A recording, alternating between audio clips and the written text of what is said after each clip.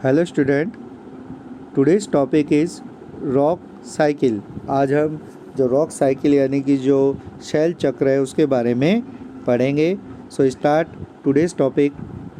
Rocks do not remain their original form from long but many undergo transformations. यानी कि जो rocks होती है, जो चट्टानें होती है, वो अधिक समय तक अपने जो मूल रूप में ओरिजिनल फॉर्म यानी कि जो उनकी ओरिजिनल फॉर्म है उसमें बनी नहीं रहती है, बल्कि उसमें समय समय पर परिवर्तन होते रहते हैं। उसमें ट्रांसफॉर्मेशंस यानी कि उसमें बदलाव, परिवर्तन हमें देखने को मिलते रहते हैं। Rock cycle is the continuous process through which old rock are transformed into new ones. यानी कि जो रॉक साइकिल है उसके अंदर हम देखते हैं रॉक साइकिल की जो कंटिन्यूस प्रोसेस यानी कि जो लगातार चलने वाली एक प्रक्रिया के रूप में होती है, जिसमें जो ओल्ड रॉक्स होती हैं यानी कि जो पुरानी चट्टानें होती हैं वो अपना रूप बदल कर और नया रूप धारण कर लेती है। वो अपने आप को ट्रांसफ़र कर लेती है, यानी कि जो ओल्ड रॉक्स होती है वो नए रूप में ढल जाती हैं। Igneous rock are primary rocks and other rocks, sedimentary and metamorphic from these primary rocks. जो we know the three types of rocks. First is igneous rock, second is sedimentary rocks and third is metamorphic rocks. जो igneous rock होती है, we also know igneous rock also called the primary rocks. यानी कि जो igneous rock होती है, जो आग्नेय चट्टान होती है, उसे हम प्राइमरी यानी कि प्रारंभिक चट्टान के रूप में भी जानते हैं। और इसके साथ जो अदर टू टाइप्स की जो रॉक्स है, जिसमें सेडामेंट्री एंड मेटामॉर्फिक जो रॉक्स होती है, वो भी जो प्राइमरी रॉक्स होती है यानी कि जो इग्नोनियस रॉक होती है उसी के द्वारा बनी हुई होती है। यानी कि अगर हम देखें तो मेनली जो मेन रॉक्स होती है वो होती है इग्नोनियस रॉक, और उसी से डेवलप होती है सेडामेंट्री रॉक एंड मेटामॉर्फिक जो रॉक्स होती हैं वो उसी से बनी हुई होती हैं। Igneous rock can be change into metamorphic rocks. जो इग्नोनियस रॉक होती है वो कायांतरिक चट्टानों में परिवर्तित हो जाती है, यानी कि वो अपने आप को ट्रांसफ़र कर लेती है। इग्नोनियस रॉक ट्रांसफ़र हो जाती है, चेंज हो जाती है, मेटामॉर्फिक रॉक के अंदर वो बदल जाती है। The fragment deserve out of igneous and metamorphic rocks from into sedimentary rocks.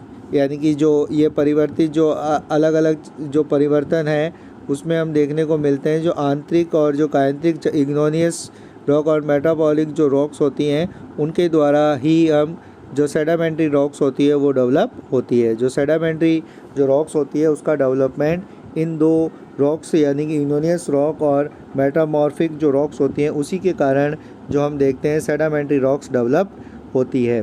और जो सेडामेंट्री जो रॉक्स होती है वो भी अलग अलग जो पार्ट्स होती हैं उसमें डिवाइड हो जाती हैं और वो भी एक अलग तरीके का अपना निर्माण कर लेती है।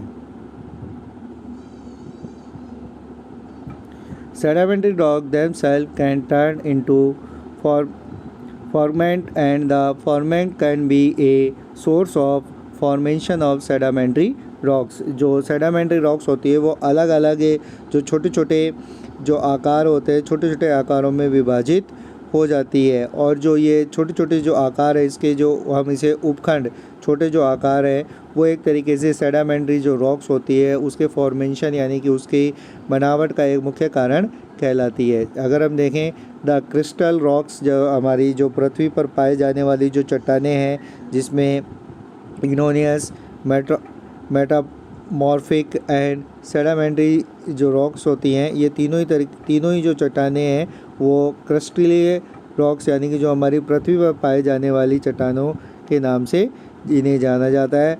Ones from may be carried down into the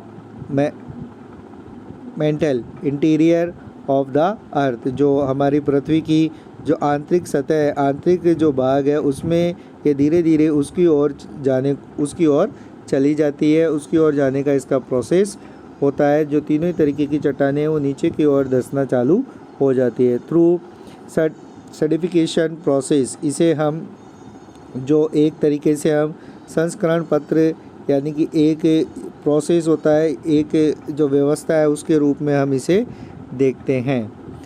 end the some melt down due to the increase in temperature in the interior of turn into molten magma. यानी कि हम देखते हैं कि जो पृथ्वी के आंतरिक भाग होता है वहाँ का तापमान धीरे धीरे बढ़ता है और उसके बढ़ने का कारण होता है जो मैग्मा होता है वो मेल्ट यानी कि जो मैग्मा होता है उसके पिघलने के कारण पृथ्वी का तापमान धीरे धीरे, पृथ्वी का जो टेम्परेचर है वो धीरे धीरे बढ़ने लग जाता है।